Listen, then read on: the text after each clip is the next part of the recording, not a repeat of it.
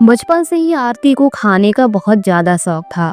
वो इतना ज़्यादा खाती थी कि वो खा खा कर बहुत ज़्यादा मोटी हो गई थी। आरती की शादी होने के बाद उसकी ये आदत अभी तक नहीं बदली। वो अपने ससुराल में आकर भी बहुत ज़्यादा खाना खाती थी, जिसकी वजह से उसका पति भी बहुत ज़्यादा परेशान हो जाता। एक दिन आरती और उसका पूरा परिवार आराम से बैठकर खाना खा रहा था। सभी लोग खाना खाकर उड़ गए थे, लेकिन आरती आखिरी तक बैठकर खाना खाती रही।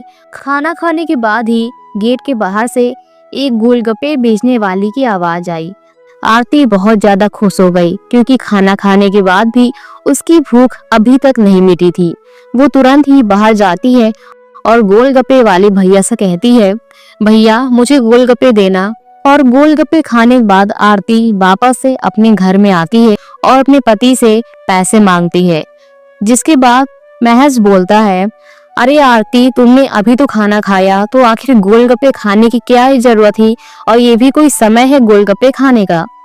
जिसके बाद आरती को बहुत ज्यादा बुरा लगता है। वो बोलती है, अब आप भी क्या मेरा मजाक उड़ाओगे? मुझे बहुत ज्यादा भूख लगती है, मैं आपसे कैसे बताऊं, और मुझे बहुत तेज भूख लग रही थी, इसलिए मैंने गोलगप्पे खा लिए, तो उसमें क्या हो गया।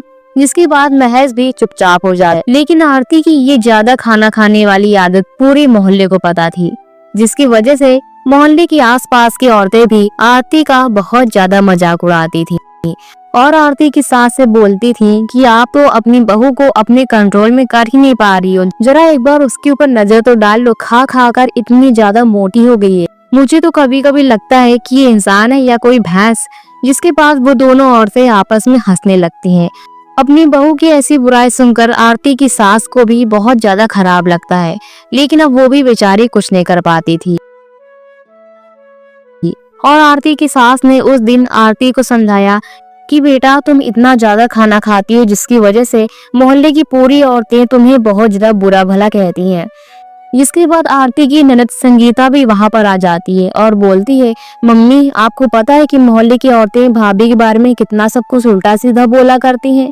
अब आरती बोलती है, माँ जी, क्या आपको भी लगता है कि मैं मोटी भैंस हूँ? लेकिन अब संगीता और आरती की सास दोनों ही आरती को बहलाने की कोशिश करती हैं।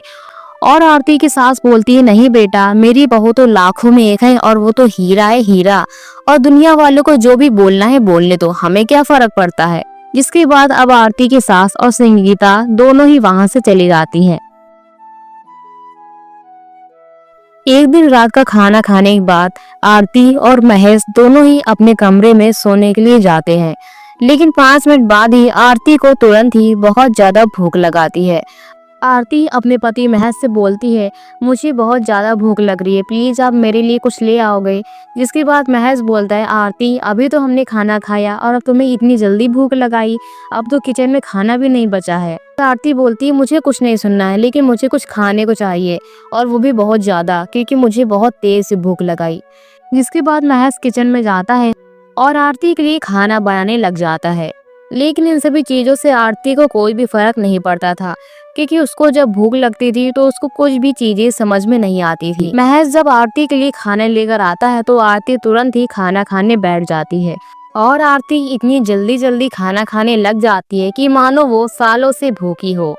आरती की ये सभी आदत से महज बहुत ज्यादा परेशान हो चुका था, और इतना खाना खाने के बाद भी आरती का अभी तक पेट नहीं भरा था। और अब खाना खाने के बाद आरती बोलती है, उफ, अब मेरे मन को थोड़ा सुकून मिला, मुझे तो बहुत ज्यादा भूख लगी थी, अगर मैं खाना ना खाती तो सच्ची बताऊं आज मैं मर ही जाती।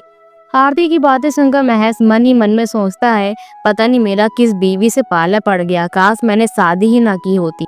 उसके अगले ही दिन आरती के पेट में अचानक से बहुत ज्यादा दर्द उठा। आरती की ऐसी हालत को देखकर महज तुरंत ही आरती को हॉस्पिटल ले जाता है।